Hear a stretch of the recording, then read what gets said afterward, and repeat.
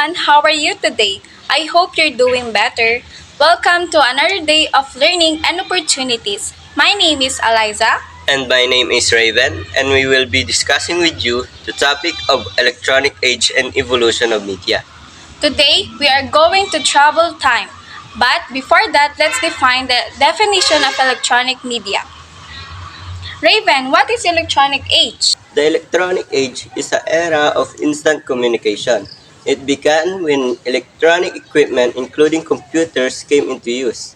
In this age, we see ourselves being translated more and more into the form of information, moving toward the technology's use extension of consciousness.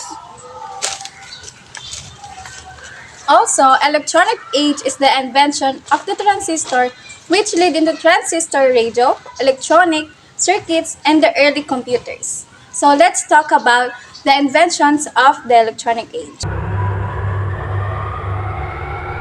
First, we have the telegraph. The telegraph was invented by Samuel Morse in 1844. It revolutionized long-distance communication. It worked by transmitting electrical signals over a wire laid between stations. Next is the telephone. Telephone was invented by Alexander Graham Bell in 1876. It is a communication device used to communicate between two or more persons when they are apart from each other through wires. We also have phonograph, invented by Thomas Edison in 1877. It reproduces the recorded sound. His phonograph originally records sound onto a tin foil sheet wrapped around the rotating cylinder. Next is radio, invented by Guglielmo Marconi in 1895.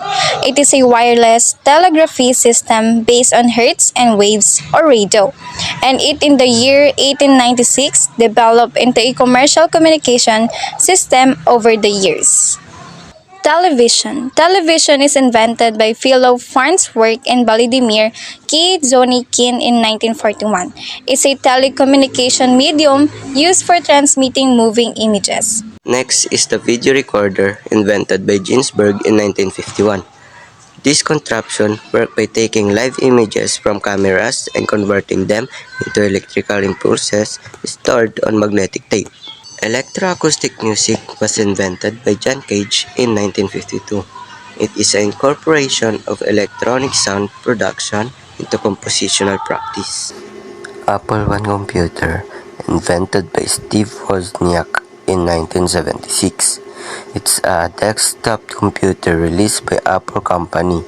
It was designed and hand-built by Steve Wozniak. In the present time, we have the smartphone, invented by phone companies. Is a handheld professional computer with mobile operating system and an integrated mobile broadband cellular network connection for voice SMS, internet data connection, and it also supports Wi-Fi. Did you know that smartphone was not used as the term smartphone until 1995, but the first true smartphone actually made its debut 3 years earlier in 1992. It was called the Simon Personal Communicator, created by IBM more than 15 years before the Apple released the iPhone. Now let's talk about the pros and cons of electronic age. First is the pros of electronic age. Number 1 is the global connectivity. Number 2 is efficient information sharing. Number 3 is e-commerce and online transactions. Number 4 is the remote work and learning. And lastly is to improve healthcare. So now let's talk about the cons of the electronic age. Here's the cons of electronic age. First, information overload. Second, social isolation. Third, cybersecurity risk.